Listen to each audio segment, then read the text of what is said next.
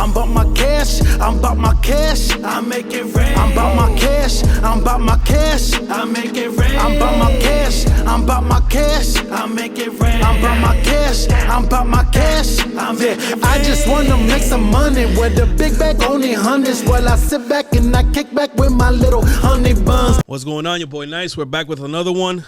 Ways to get the check. Fence Studios. We're here. We're season 4, and like I said, we're taking it to the communities now.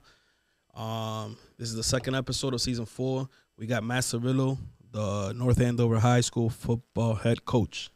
Welcome, Matt. Thank you, brother. Thank you for having me. All right. What do you go by? Coach Cerullo? Matt? What are we calling you? Coach, whatever. Coach, all right. We're going to go with Coach. Just keep it short and it's quick, all right?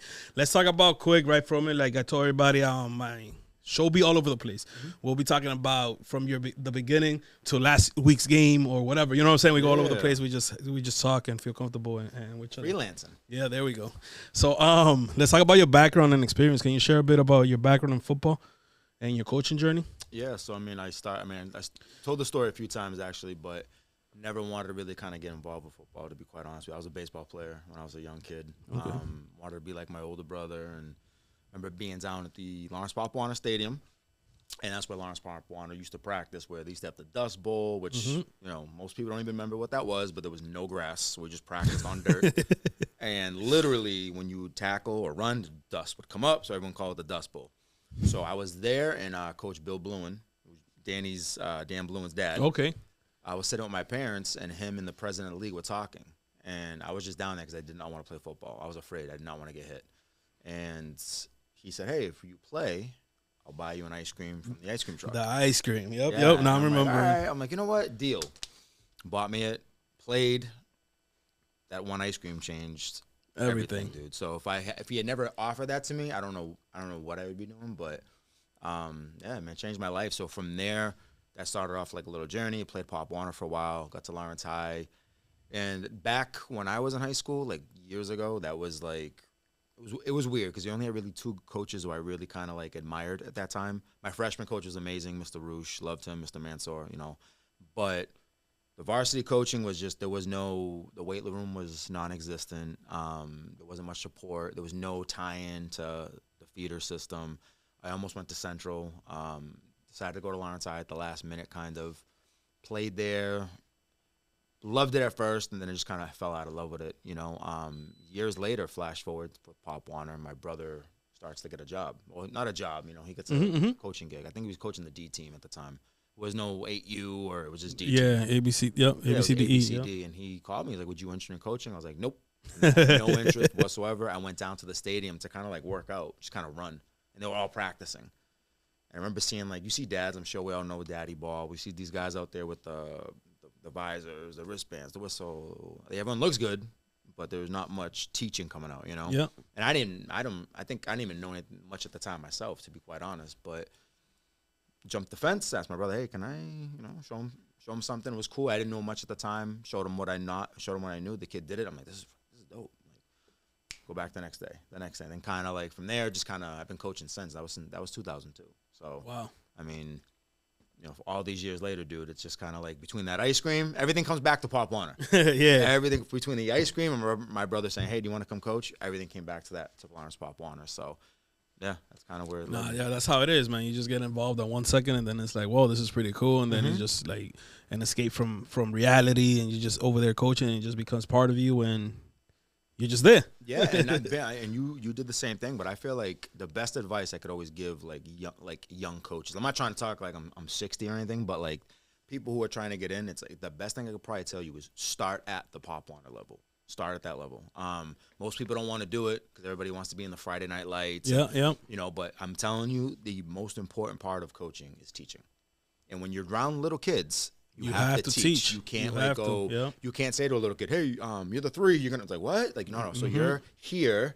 You know, like it's important for them to learn certain things. But man, if you're not gonna teach, it's like you're wasting your time. Because by the time you get to the older level, you see the guys who don't know how to teach because they just yell. It's like the little dog syndrome. They yell to keep you away. And then you kind of go over and you're like, this guy really doesn't know much X's and O's. He's a people person. So I just think the best thing I could ever tell people who are coming right out of, especially if they're not going to play in high school, I mean, if they're not going to play in college, dude, get involved in Pop Warner. Yeah, right away. Nobody wants to do it. I get it. They're always hurting for coaches, but I'm telling you, the best thing you could do is build your brand, build your market that way. No, that's very true. Once you go down there, you really have to teach because you're going to have kids that never played before. And sometimes that happens at the high school level. But the kids that haven't played at the high school level, you replace them with the kids that have and that are putting in the work. So I agree with you 1,000%. Go down there to Pop Warner and help out. Speaking of Pop Warner, it's dying out, though. Everett just left to AYF. A bunch of people left to AYF. Where does North Andover youth play? For what? So they have a booster club. North Andover has a booster club. I just literally learned this, I think, a week ago. They have every sport in booster club. I had no idea. They have softball, I believe. They have volleyball. So they have a booster club. They play. I think they play Andover, teams from Andover, Marblehead. Okay. It's a different league. I'm not sure the exact league they play in, but it's basically done by grade. So from grade 3 up through 8, they play together, which I love personally because these kids are playing together all through grade school. And then by the time they get to high school, they have all this familiarity, which I also think when you go that route, it's also there's more community. You know, these kids know each other growing up. And then for me personally, I think when you do that, I think you have a much better shot of keeping those kids together because they've been playing together their whole life. As opposed to when I played in Pop Warner and coached, you had to live in Lawrence to play for Lawrence Pop Warner. I don't think it's like that anymore. It's not like that right now. So I mean, I think there's teams sometimes that I see, and it's like, oh, that kid's from Methuen, this kid's from here. It's like they're all from, but it's like, all right, great, but then they finish. They're gonna get split up regardless. Yeah, they finish just for that. They all leave, and it's like, all right, so at least I know in Andover, like my big mission right now is I've been down at the middle school. You know, the offensive coordinator, he's the president of the youth league. Really heavy emphasis on that, you know, on making sure people know, like, this is where we got to start. Like, you know, this is a big thing. The youth and the alumni are my 2 key points because the youth are going to be players, and the players are going to become alumni. So it all ties in. You know what I mean? So yeah, that's kind of like the thing right now. I didn't know that Everett left. Everett just left, so they're going into the AYF. AYF, American Youth Football, I think that's what it's called. Yeah. It's all the strong Pop Warner teams are leaving and going over there. So I wish someone does like a study on like why, like what's going on with the Pop Warner system. So with Pop Warner, yeah, it's more about the system. But Rica runs Pop Warner. They have 2 teams. Their home field's over there. So no matter what, the playoffs, whether you're number 1 seed or not, you're playing at Barica, and hopefully you're not playing against Barica. The refs are from Barica. It's just Barica's running Pop Warner, and I think it's messing it up. They need to expand more people to come in. But big ups to them because a lot of people complain about it, but don't go join those board committees and stuff like that. The people from Barica are the ones doing it. So there's a lot of this and that, but there's not much in Pop Warner. Also, the playoff system right now, if you win, I think it's like the first 2 games you go to Florida and play for a national championship where you go over there and just get killed because football is just different. Yeah. You know what I'm saying? And even if you lose the championship here, if the winning team doesn't have the funds to go, they send the runner-up. And if the runner-up don't go, they go behind. So they just want to send somebody. Yeah. And it's turning into that. And a lot of people are like, nah, this is not really it. So it's been dying out. I didn't know that. I mean, I think like Everett for a while ran it. Like Everett for a while Everett was Pop that. Warner. Yeah. So I think it's crazy because I'm curious to know why, like exactly what is the issue. A big issue as well is that's the political issues I mentioned. Like this is what the parents complain about. But when it comes to the football, remember we're saying A, B, C, and D. Mm-hmm. So AYF is grades. Oh, okay. You're a 7th grader, 400 pounds, whatever you are. Yeah. You're playing for the 7th grade team. Yep. And Pop Warner, it's a weight limit. It's a weight limit, and you get in certain places. So that's one of the biggest things that started losing. So now they're adjusting to it, and that's where the 13U, 12U was coming in. And so I think like I'm cool with what the League North Andover's, and I'm curious to know if that's what AYF does. Is you have to be in the same grade. Weight doesn't matter, but by a certain weight determines the position. Meaning, if you're bigger, you have to be on the line. So Tayshawn Watson, shout out to Tayshawn, he came over his 8th grade year to the Hurricanes because of that. He was too heavy to run the ball. But he was the best running back I had. So people bounce around, but then rules start changing. But in North Andover, you are correct. If you're too heavy, you can't run the ball. Okay. That's how we ended up getting Tayshawn on our team. Okay. And that was my rookie year as a head coach. I swear to God, if I knew what I knew now, oh, my God, that would have been a team. Yeah. I had Darryl was there. Johandi from Central was there. Kevin Fernandez, the basketball players, those 2. Yeah. Tayshawn, Broad. It was just the craziest squad, but I had no idea what I was doing. But shout out to Darren. Shout out to Darren, Tayshawn's That's his little brother. Yeah, Darren. I never got to coach him. That's what's up. So Moving on, motivation and goals. What attracted you to the head coach position at North Andover? The community. I mean, plain and simple. I think when I got there in 2018, you come from Lawrence, obviously. 2018, I got to North Andover in May of 2018, and didn't really know much about the community. And I'm gonna be honest, I gave this speech when we won the Super Bowl that year. I gave this speech at the banquet, and I said, being a kid from Lawrence, I don't know if this makes sense, but being a kid from Lawrence, we almost have this defense mechanism around towns like North Andover and Andover, where we kind of look at them like, oh, they think they're better than us. And when I was a kid, I was like, oh, they're rich, they're spoiled.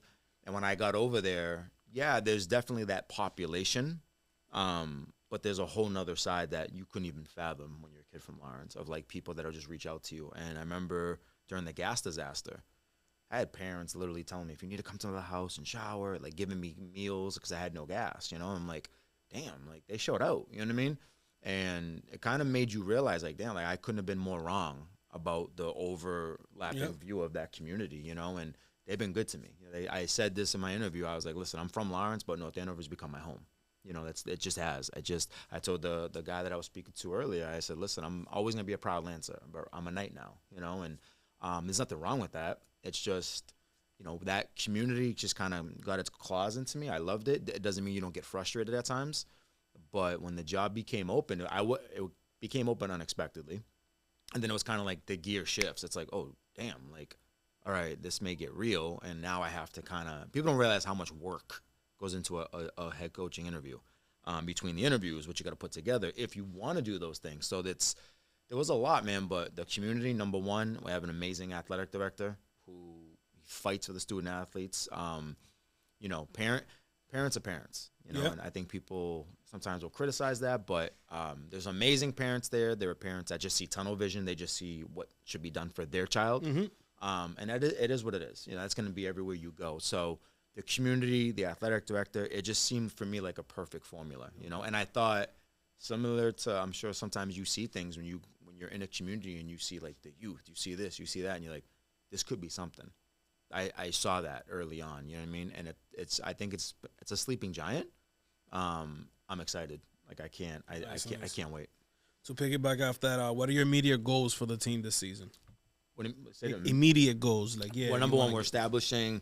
I think that I always tell people always use the word culture, like culture. We're establishing like some ground right now, and kind of like the first thing when I said to these kids when I came in was like STM, right? Stack the moments, you know what I mean? And that was the first moment of our program right there, was the first meeting, and kind of telling them, be patient.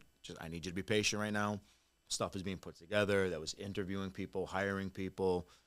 So right now, going into my first year, my number one goal is to make sure these kids all follow exactly what we want. And we always use the word standard. And the standard is, I've always been a fan of, if I want you to play a certain way, I need a coach that way.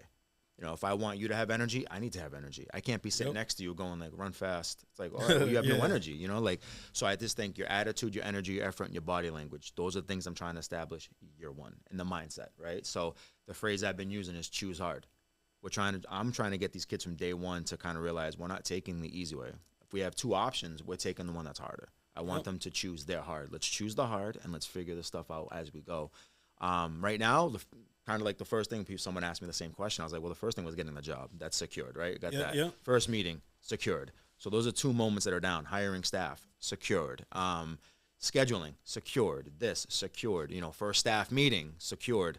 So it's like everything's slowly coming together. So it's hard to predict wins and losses. I'm not going to sit up here. Same thing I told all the kids, man.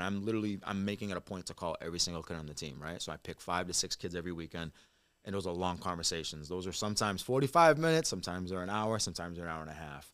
And I'm just kind of letting them know this is what's coming. Be ready to go. And kind of how I feel about it is the first initial thing that we got to take care of is just ourselves. Yeah. Right? Get ourselves right first. I know what we have for a schedule. We open up with some tough teams. Cool, not a problem. My thing is right now we're focusing on us, getting us ready to do what we need to do with a program. First goal was get the job. Second goal was do all those things. So right now we're on track. We'll see. Nice. Continue that. No, yeah, and that's very important. And I like that you say choose hard, because at the end of the day, life is hard, and that's gonna prepare you for what's really to come outside of football and just being young men. and coming out for those kids. In every aspect. It's like even particularly the weight room, it's just like the weight room thing. It's like, all right, if we have kids, there's always been kids, I'm involved in a strength and conditioning program, Pack Performance. And it's like, we'll work out kids and you'll be training and you'll have a kid can do more weight. And you're looking at it like, what are you doing? It's like, that's not choosing hard. Like, choose hard. Like, figure out, like, what's your thing, and let's figure that out. And I just think it helps them propel, because I do think the better you get them early to choosing those things, when they get to be adults, it's, I don't want to take the easy way. I want to figure this stuff out. They kind of, that mindset gets built from day one. You have to build it from day one, because when it comes to Friday night in the second quarter, when you got two big guys up there, a guard and a tackle, double teaming you, there's no choice but hard at that moment. Yeah, so you got to make the other person, make it harder for the other person. Yeah, so you gotta go and do that. Really, the old adage has always been like, practice hard so the games are easy, but it is, I just saw this quote by Gino Auriemma. They just won the national title, but he was talking about, if you always practice at this level, right? He's like, you're not going to get to the national title game and play at this level. You can't. Like, you're just wishing at that point, right? But he's like, but if you always practice at this level, he's like, you're probably going to play in that game right here. He's like, it's still going to be better than everyone else's right here. So I want them to understand, like, we have so many cool things coming for them. So right now, like today, last night I had a long conversation with the defensive coordinator that I hired, Mariano Garcia. And shout out to him. Yeah, shout out, man. Great Lawrence kid, Assumption, love him, loyal. So talking to him about picking his brain and going over practice stuff, and I'm excited. You know what I mean? Because the big focus around our program is going to be competing, getting these kids used to competing and building that confidence through competing. So, yeah, man, it's exciting. It's an exciting process. That's dope. And to piggyback off all that stuff, coaching philosophy. Yep. How would you describe your coaching philosophy? Just cool, calm, collected as much as I can be. Energy. I've always used the word energy, effort, attacking. So if you tell me, I'm somewhere in between, like I'm going to get excited when I need to be excited, but I'm going to be cool, calm, collected. I love speaking the game to kids, right? And making sure they know what are we doing and the why of what we're doing. So, I think it's very easy when you have people come on the field, and everyone has, I'm sure we've both experienced it. The game is very easy from the stands or from your couch, right? Like, you watch the game and go, why are they doing that? It's just like, I'm sure they watched film. Like, I'm pretty sure they did, and maybe they saw something on film that they thought they could exploit, and it just didn't work out that way, right? No one ever draws up a play to go, this is not going to work, but we're going to run it. You do it to go, correct, we're going to get them. Everyone's ran a trick play at one point, and you go, oh, God, that was dumb. But it looked good in practice, right? No one's ever done anything that looked horrible in practice and then just translates. So my coaching philosophy is teach the game, choose hard, and stack moments from there. And the moniker STM is just literally like something I've done on defense for a long time, and that was the CAC moniker, which was confuse, attack, cause chaos, right? And then on defense, it kind of shifted from that to stack the moments, meaning don't worry about winning. Don't worry about coming out and going like, are we going to win? Are we going to win? We have to score first. Just win the moment, meaning what's the first moment of the game? A kickoff, right? So if you're on kickoff a team, win that moment. If you're on the return team, win that moment. If you don't win it, great. Go to the next moment. What's the next moment? The first play of scrimmage. Win that. If you win that, great. Stack enough of those up, I'm pretty sure you're going to be pretty successful in the game. So it's not focusing on the end result. It's focusing on just getting that moment done and then moving on. The hardest part about that is controlling the emotion. Because in football, man, it's peak of emotions. There's highs, there's lows. You go from being the hero 1 second to a villain the very next. You can go from being the guy they're picking on to the guy that you're the hero. You're the guy making the big play. So there's so many different things that go on in the game. So it's just kind of like win the moment. Kind of getting these kids to realize, like, you just lost that last moment. Great. Move on to the next. Yeah. It's that simple. And grab them. And all that's going to follow to the bigger things, right? So what are some, you kind of said all these things, but what are some of the core values that you want to install in your players? Some core values they should all have. One, grit. I want some grit in them. We have some of that. I just think some of these kids, too, are trying to, great because we have a lot of parents that'll literally see you and go, be tough on my kid, be tough. And there's a way to be tough on kids without alienating them or making them feel lower than low. You know what I mean? So I think for me, it's grit, accountability, making sure they know, like, I hate the phrase, my bad. I hate it. It bothers me when you do it because or kids go, or you go like, me? And I'm like, yeah, that's right. Yeah, I know you made that mistake. My bad. I know you made it. I was talking. I know you did. Who else would have made it? Like, I'm talking to you. It's like, don't say my bad. Just say, if I come up to you, don't say I know, because my bad is almost as I know. And I go, my response is, Well, if you knew, why did you do that? Mm-hmm. You know, why did you do it? So are you negligent or are you careless? Either way, we have an issue, right? It's just simple as, Coach, why did you do that? I always feel like if I ask you as a player who plays for me, why did you do this? And you can answer me why, like, what did you do wrong? And you can answer me, I'm doing a damn good job. Because you know it. Now Correct, it's a simple, correct. Yeah. now it's a simple fix. You know what you did wrong. That's when the kids go, what do you mean? It's like, what do you mean? Like, no, man, like, we don't do that. So grit, accountability, choosing the hard. I want to make sure, like, they have the attitude, the energy, the effort, and just act. I always say act as if, man. Act as if my dad used to say there's a king in every crowd. There's a king and queen in every crowd. So I act as if every time I'm interacting with someone, that's a king, that's a queen, your parents, those are king. Like, you never know. You're always trying to act as if the people that you're in front of you're trying to make them proud. So I want our kids, one, to be proud, to be knights. I want them to be proud, make their school community proud. I want them to just kind of be good men. You know, like, we're the whole philosophy around what we do is developing them athletically and developing them as people, and developing relationships. You know, I feel like these kids play so much better for you when they know, like, you're about them. Yeah, You're there for them. You got their backs. You're showing up to a graduation, showing up to a school play, just doing those little things. You know what I mean? Doing the little things right, you know? All right. Can you give us some insights into your coaching style? Are you more offensive-minded or defensive-minded? I mean, I've been at DC for so many years. With DB coach, you know, cornerback, safeties, all that. But to be honest with you, defense is hard. I feel like defense is harder to coach because you're typically the reaction, not, you know, you're reactive on defense. But I do love offense. But if I'm being real, I think something that's kind of become my favorite thing is special teams. I've kind of fallen in love with the whole unit, and I'm like, wow, this is like a really cool thing. And I really do feel like it's an area of football most teams ignore. Yeah, they ignore it. It's 1/3 of the game at the end of the day. You go 2.5 hour practice. It's like hour and a half, hour 40 on O, hour and 50 on D, 10-minute special teams. It's like, okay, well, guess what? If you are really good at special teams and you're better than everybody else on it, you're going to create some instances where you could be average on offense, but you're getting the ball at the 10 now. Yep. You're getting the ball at the 20. You're creating short field. No, that's true. That's true. So defense I love because I just feel like defense has always been my thing because defense, you come out with everything against you. The offense knows the snap count. They know the play. They know where they're going with the ball. They know all those things. Defense, you don't know the snap count unless you obviously know the signals or whatever, but you have all these things going against you. So defense starts as the underdog. I love it. I think that's why I think it's so cool to do. Doesn't always work out. You drop game plans sometimes. Some things are great, some things aren't. But definitely I would say more, I think whether it's special teams, defense, or offense, my coaching style is attacking. We're coming. Like, we're going to come figure it out. You know what I mean? Okay. No, I get you. And that leads to all the preparation and stuff because in strategies, for example, we go back to Bill Belichick, whatever, yeah. Greatest decades, greatest thing, New England Patriots, what they were. But something with them, with special teams, everybody's kicking touchbacks. They used to kick it to the 4 or 5 and cause fumbles and cause tough situations for them. And that's taking advantage of special teams right there. 1,000%. So that's pretty cool that you mentioned that. So for approach for game preparation, how do you strategize for opponents? Like, what goes into that? Man, I would tell people, if you're a good coach, you watch film. If you're a great coach, you watch a lot of film. If you're an obsessed coach, you just don't stop watching film, right? So typically, when we're getting ready for an opponent, we usually get that film on them. We do that film exchange to the latest 2 games you played, the last 2 games. That usually comes in maybe like Sunday morning, late Saturday night.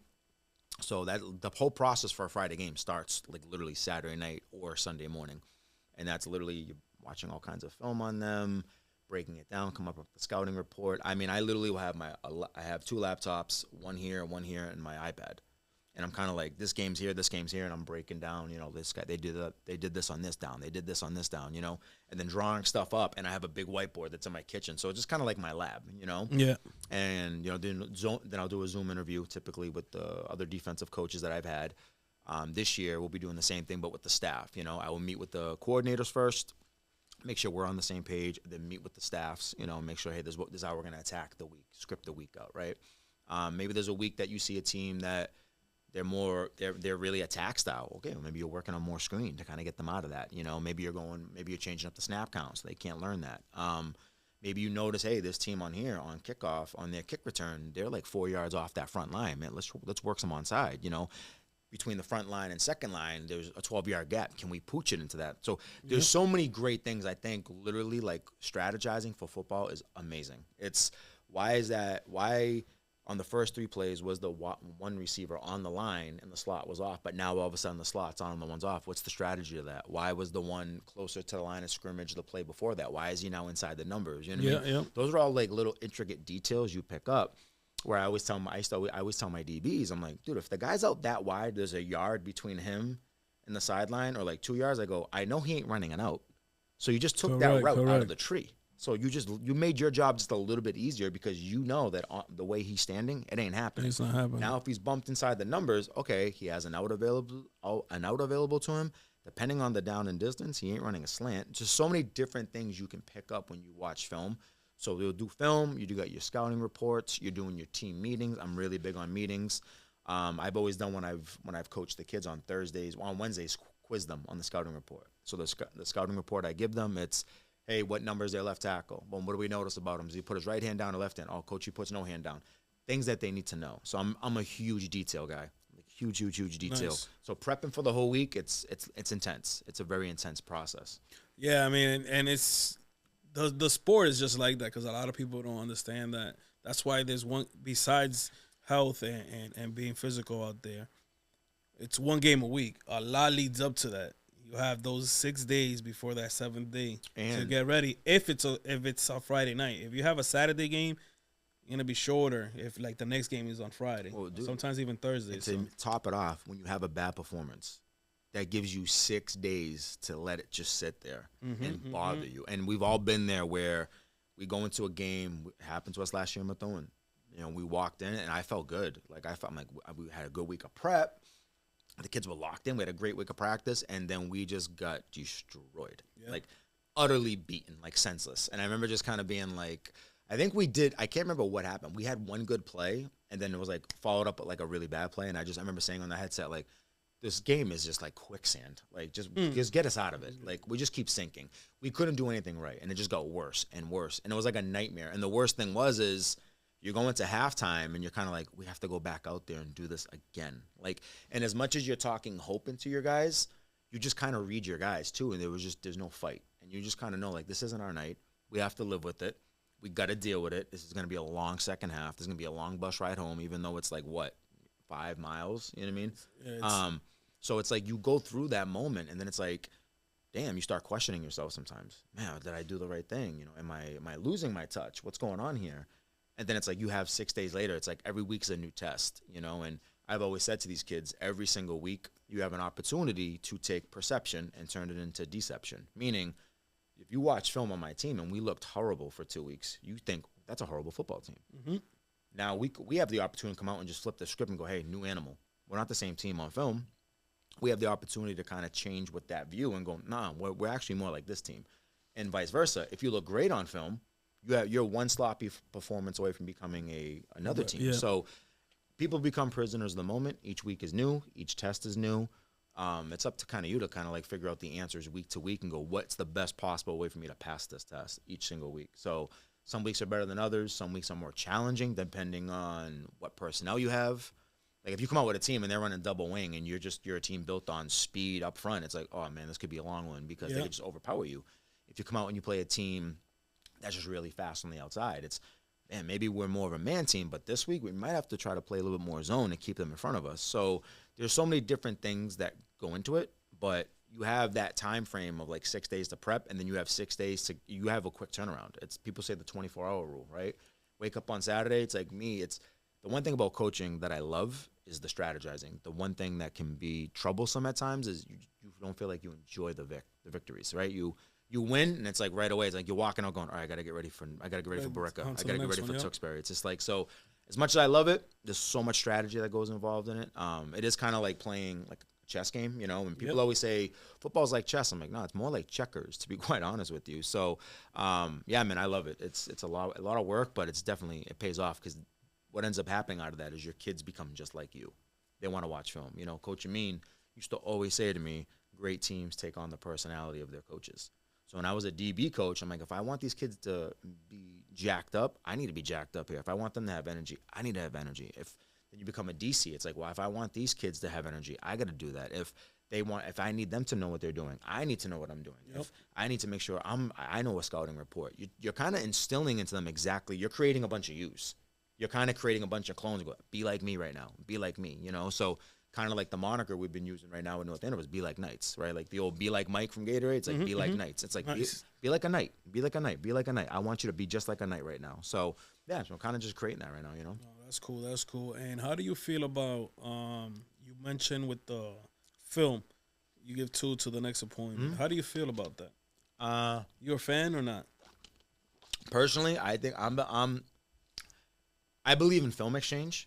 I just think everyone should just get every film you have. I don't care about the last 2. You're gonna play me anyway. Yeah.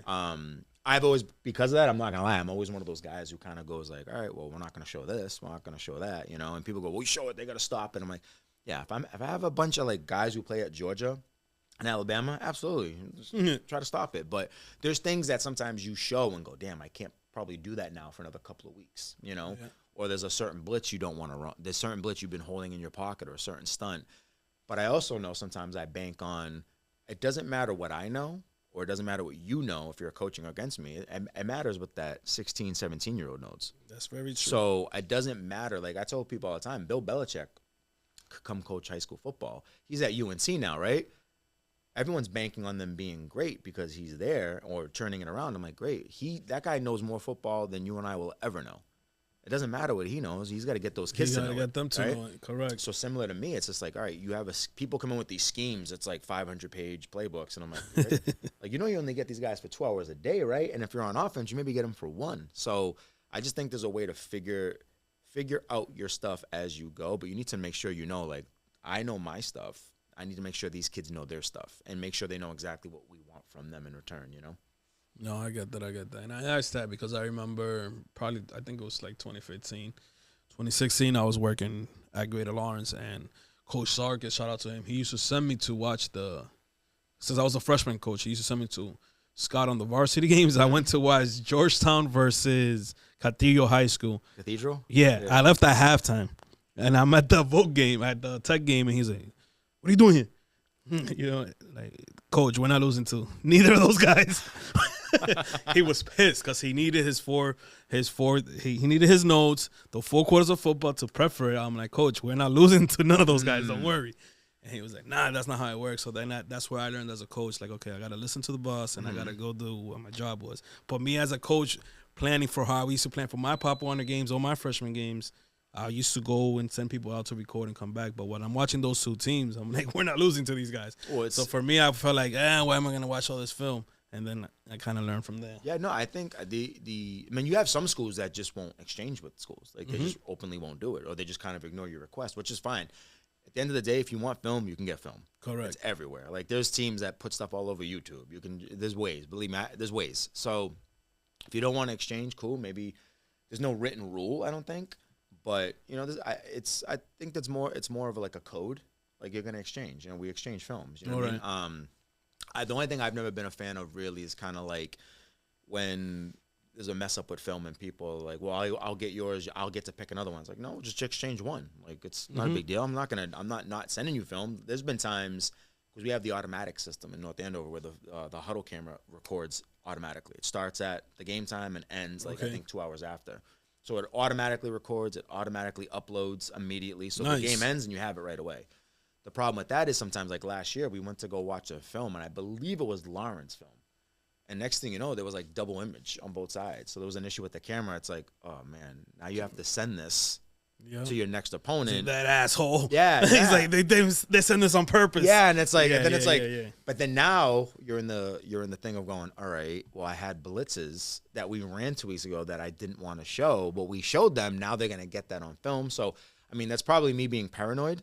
But it is what it is, man. I think you should exchange film. I get if some teams don't. It's personal preference. Because I do think people know they're gonna get film. We have it, right? Yeah, it's still gonna be out there. People. But I also feel like a coach like you. I'm not even gonna mention other coaches because I'm not trying to throw shade. But a coach like you is gonna outcoach a bunch of coaches out here, and we'll narrow it down to the MVC coaches. that are not, if film wasn't exchangeable, you had to send somebody out to go get film. A lot of coaches out here won't have film. Yeah. You know what I'm saying? And I think that's where the work ethic and the hard work comes in too with the head coaches and positional coaches, everybody. Like, who's really going to be out here working? You know what I'm saying? Well, I think it takes time into knowing, like, yeah, you have your film, but film only, again, as I said a few minutes ago, film can be deception. Correct. I've watched people on film and go, oh, we're going to kill this team. And then you win 14-13. Like, yeah, you win 14-13, you know? And, again, years ago, I remember when we were in Lawrence, we knocked off Lynn English opening night, right? And Lynn English was ranked. We knock them off. Great game. We beat them. We beat them in overtime. Great game. Everything's amazing. Flash forward, we get film on Tewksbury. I'm like, oh, we're going to run this team right off the field.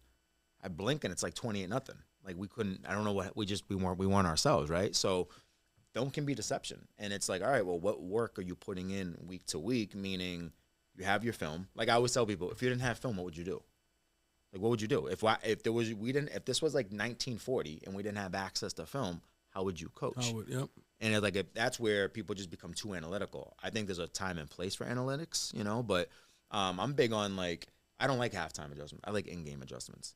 Meaning, you score on us the first 2 drives. What are we doing now? The game may be out of reach if you wait till halftime. Correct. You know, and I think sometimes people do that, and you only get 15 minutes. It's like, well, in between like a drive, you may get 2 minutes. All right, add that on. So you literally have 15 minutes plus whatever you had in the half. That reminds me of we had a halftime one time. We were in the locker room. We were down, and shout out to Mikey. Mikey was in there giving this inspirational speech, and you love it, and we love it. But it's like, dude, you gotta shut the f up right now. We need to coach and fix this up. Yep. You know what I'm saying? So that does happen. Like you said, you only have 15 minutes, and it's the truth. It's like, I get it, you're trying to motivate everybody, but you need to go because we need to adjust and fix what's up. Yeah, and you also need to be like, and these are things that halftime needs to be on point. No, these are things that need to be getting discussed like early on the headset or whatever. Like, hey, listen, hey, draw this up. We got to make sure we got to fix this when we get in. Like, so now your mind's already spinning by the time you get in, you know. And there's times there's been times literally. I think it was a year in Lawrence. We played at Tewksbury. And we had a great game plan. I felt like our game plan was great. We walked in, and before we blinked, again, 21-0, and we're in it's still the same thing. It's the cafeteria, which is the locker room you get. Yeah. And I remember I was standing there with some of the coaches, and they're like, yo, do you want to go over and do adjustments? And I remember there was the only time in my life I was like, no, we're not adjusting. Like, it's there. Like, we drew it up. It's there. They're not playing to, like, what we need them to play to. And I remember I didn't go near them. I was like, nah, I'm not F that. They got to figure this out. Nope. And I remember Yamin went over and was like, you guys have a coach over there who works so hard for you. And, dude, we came out in the second half. They didn't score. And I remember being on the sideline and Edwin Vieira, preacher, I said to them, I was like, man, like, they started playing beautiful. I'm talking like we beat the hell out of that team. And I remember at the end of the game, Elward's like shocked, like almost like stunned. We were like, did you guys let us do that? And they're like, no, like you guys, like we showed up. You know, we didn't win, but we showed up in the second half. Yeah. And I remember preacher, I was standing there with him, and I'm like, damn, man, like why they have to turn it on now? And I never figured they don't want to let you down. And I remember that stuck with me for the rest of my life. They don't want to let you down. So it's always been about build that relationship. So where these kids, it's not that they fear you. I don't coach out of fear. I coach off trust. Right? Yep. Trust me, I'll trust you. And then you kind of build that up. I don't want to let coach down. I can't. Why? So people ask, if I said, if there's no film, what would you do? Well, I know what I would. I'm just going to work because these kids trust me and I trust them. And they're going to trust that we're going to do the right things. And after I see what you do, that we're going to adjust as quickly and as efficiently as we can to make sure they're in proper positions. So, yeah, I think film is great. Don't get me wrong. I love film. I watch so much of it. But you also have to know, like, if we had no film, what would we do? You know, so it's always telling kids, like, if this wasn't here, what would you do right now? If we couldn't do that, what would you do? So my coach Amin used to always teach me, you can't just think about, like, if it's first down, I'm thinking about second down. Yep. If it's second down, think about third down. If it's third down, I'm thinking, all right, are we going to go pump block? Do we keep the defense on the field? You always have to think ahead. You can't just think of that one play because that play ends and like, yeah, it's like, oh crap, what's next? We got 10 seconds left. We got, you know, it's like, so you have to be thinking always ahead. You always have to think ahead. Be ready to go. Speaking ahead, we're getting close to wrapping up. Let's talk a little bit about the legacy and future. What kind of legacy do you hope to leave at North Andover High School? I want to leave an impact. Just have an impact. You know, I think if the impact is left on, you know, obviously I want to reach every kid that we coach. I want to make sure they all feel valued. The impact, I just want to leave an impact on every single kid that comes through our program. Every single time I've made a phone call to an athlete, I've said to them, when you graduate from here, I want you to look back and go, damn, I loved playing for him. I loved playing at North Andover. I wish I could go back. I wish I could stay back. Like, if I have kids one day, I want to make sure my kid goes there. So I don't think there's any greater compliment to a football coach when people say to you, hey, like the basketball coach at North Andover, Paul Tanglis, is a great coach. And when I first called, I did my rounds. I called as many coaches as I could, and I talked to him. And he was like, listen, man, all the kids that play basketball love playing for you. And I'm like, damn, like that hits you, because you go, all right, you know why? They can't wait to come play for you now. So that's kind of my focal point, is I want to leave an impact where they kind of look back and go, I love playing for him. I absolutely love playing for him. And we want to win, right? We want to win games, obviously. Yep. I want to win rings here. So, but I want them to know he had our backs. I trusted him. And damn, I wish I could play for him for the rest of my life. You know what I mean? And that's the reality too, bro. I'm sure you have it with Pop Warner, is after these kids graduate, like, I still get invited to weddings of kids I coached, which is crazy, right? I think Oni Ramos, I was at his wedding. I was like, how are you guys all getting married before me?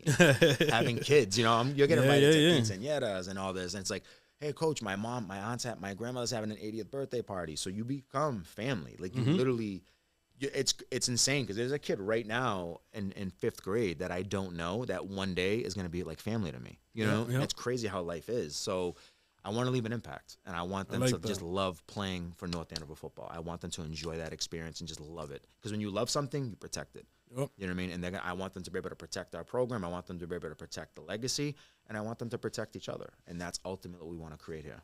Oh, that's dope. That's dope. Stacking the moments. Yes, there you go, man. STM. And I wanted to ask more about STM, but you nailed it on the head, so that was pretty cool. It's good to know now. And I'll probably be saying it more, stacking the moments. Yeah, you feel me? Gear's coming out, man. We got to get the gear going. I love it. Last question, where do you envision the football program in the next few years? Maybe 4 to 6 years. As far as? In general, what do you see it? The difference from it right now? Like, where do you see it at? Numbers, victories, community, everything. Like, what do you envision? So I think in the next few years, the long-term goal, obviously, I'm not going to sit up here and say, like, oh, we want to win, man. Of course. Listen, my goal is to put banners all over that gym. That's literally my goal. Like, that's the ultimate goal right there. Put banners all over the gym. But as far as, like, where I want it in a few years, I want them to, right now, I feel like, and I'm going to be honest, I feel like a lot of people have been kind of people drop little quotes here and there, and people have been kind of referring to, like, yeah, we just want to really compete, and I always kind of feel like we're being looked at as, like, the little engine that could. And I'm sitting here like, in a few years, I don't want that image. I want people going, like, that's them. Like, that's the team right there. Like, that's them right there. Like, you go to North Andover, you better be ready. And when they come to you, you better be ready. So my goal in a few years, I want people to change that perception, because I think the perception of North Andover and kids right now is like, remember when I got hired there in 2018, I'll never forget, one of my boys called me and said, oh, you're coaching North Andover? Yeah. NA, no athletes. I'll never forget that. I will never forget that quote. And I remember it bugged me at the time, and I'm like, really? You want me to introduce you to some? Because, like, I can show you some football players that I coach that are amazing athletes. I can show you some basketball players. I can show you the track team, which goes back to back state titles. I can show you the girls soccer team, which is producing left and right college athletes. I can show you the boys soccer team. I can show you, where do you want me to start? Yep. Like, swimming team, like cheerleading. Where do you want me to start? Show me who you want me to start you with, and I'll show you some athletes. So I want in a few years for people to look at it and go, one, look at the way those coaches are with each other, right? Like, I've already invited, like, our basketball coach out to practice. I want them to feel included. I want this. I've always kind of been referring to this team as the communities team. It's going to be a united front, right? Like, a united front. I used the term when I interviewed was the LFG walk, Legends and Future Greats walk, right? Like, we're all coming together now. If you're an alumnus or you're a youth guy, it doesn't matter. We're all here for the same common goal. Yep. We're all representing the red and black. We're all representing the Knights. So whether it's bringing back a lot of tradition and stuff like that, like our social media team, every Thursday, they do Almost Friday Thursdays, Throwback Thursdays, right? So they do, like, they honor these former moments. That's pretty cool. Yeah, and, like, they've honored Andrew Foot. I seen that. Which, he was phenomenal, right? Yep, and like, obviously he has a lot of health issues now, you know what I mean? Like, and they've honored, Mr. Joe Walsh, who the stadium's named after. You know what I mean? They've honored the 2018 team. They honored the 1994 Super Bowl team. So there's so many great moments there. I'm just trying to intertwine that now and kind of connect all these teams from here and all these teams that are coming and make it kind of be like, why wouldn't you want to be here? Like, where else would you want to be? You know, I want these people to kind of feel like when they come to North Andover, it's like you're with the right people in the right moment, in the right place, at the right time, in the right circumstance. And this is all us right here. So I think if we can do those things, a lot of it starts with our mindset, right? And one thing I'm preaching to our kids every day in our group chat is you better learn the cafeteria workers' names. This has been going on for months, right? Like, I know Mike Vrabel just said it, but it's like when someone sent me the clip, I'm like, oh yeah, I've been doing that, right? Like, better know the cafeteria workers' names. Why? My mom was a cafeteria worker. I know what it meant to her when a student knew her name. So they feed you your food. You should know their name. They prep your food. The custodians clean after you. You should know their names. You know, the admin or the clerks that you don't really think highly of, they're getting you your parking passes. They're making sure you get your paperwork in. So it's like my ultimate goal is, man, if there's a person in the building, just be good people. If you're part of this program, be a good person. There's no reason why you shouldn't be choosing hard, being a good person, being accountable. So we all have our goal to have an impact. Our impact is, I want to leave an impact with those kids going, as I said, I love playing there, and be like, damn, I love playing there. And I want the soccer team to be like, damn, I love going to the football games. I want to create an experience on Fridays. I have no interest in just kind of being there and having a football game. I want an experience. Yeah, that's so this cool. thing's being worked on behind the scenes. Like, how can we do this to make the game more exciting? So I want there to be an experience. I want people to enjoy their time there. And I just want to make it all go, man. It's like an engine. You know, once one thing starts going, it all starts to flow. Everything else you know? follow. That's pretty cool. And shout out to Tewksbury football, because they have a lot of that over there. I went over there to watch the game, not as a coach to watch. So I sat in the stands and seeing what's going on, and all the kids from Yale High, same uniform all the way up. That's pretty cool to see. It's pretty cool to see over there. So I look forward to North Andover doing that, which they kind of do, but bringing it to the next level. We do. So we do it. Cool. I mean, we do it here and there. I want to do it all the time. Correct. Like, I have no interest in being like, tomorrow night's youth football night. No, every night. Every night is youth football, and every night is alumni night. Because they're telling, Ma, I want to go. I want to go. Not because we're inviting. I went to the middle school 2 weeks ago and met with 57 youth kids. Right. The next day, I'm getting text messages from these kids. I had an email from a mother literally saying, my son came home all excited that he met you. And I'm like, that's what I want, that impact. Because now that sixth grader is looking at, I can't wait to get to North Andover High and play for this guy. I can't wait for that. That's the ultimate goal, is getting these kids to you. I'm a big believer in, like, if I get you to me and I can get you to one session, I can get you to sit down and talk to me, I got you. I can get you. I believe that. I truly, truly believe that. Because I think kids, I always felt like, too, in North Andover, like, people focus on the wrong stuff. Meaning, in the sense that, if we want to improve the football program, we have to focus on the booster club kids. I'm like, no, we already have those kids. Get me to the middle school. Get me to youth lacrosse. Get me to youth basketball games. There's a kid at 10 years old right now that may not know he loves football. He may not know that. It may just take a simple, hey, why don't you come play flag? Why don't you come to one youth camp? Where now he meets a coach and goes, I want to play for him. So it's as simple as not attacking like one resource. It's using all the resources. Using all of it. And going like, let's see what we got here. You know, like, there's kids who can kick. Great. Maybe you're not great at soccer. Come kick. I can get you. Maybe you might be able to get to college just as a kicker. Just as a kicker. So there's so many different things, man, where you can attack this thing. That's kind of like, for me, I told someone, I feel like right now I'm like a kid with Play-Doh. You know, I'm like creating stuff. But at the same time, I have my attention is like, all right, I have this, and it's like, oh, what about this? Like, what about I'm trying to do so much, and it's exciting for me. Literally, from the moment I got the job, for about 3 weeks after, I wasn't sleeping, because I would lay in bed and go, I need this. I get up and draw it in write it in my book, because there's so many different things that you've been wanting to do, and now you're getting the chance to do them. You know, and I have to shout out Coach John Dubzinski. You know what I mean? Without him calling me in May 18th. June 18th, 2018. Without him calling me, May 18th, 2018. Without him calling me, I never end up in North Andover. You know, it was never going to happen. So, you know, I learned so much from him, and I'm grateful to him and his family. So it was like, there's so many great people that I've had along the way, just like nobody else. But now it's like, all right, now it's my turn to kind of take the stuff that I've gotten, implement it, and help maybe one day the guys that are coaching with me or the kids that are playing for me turn into coaches.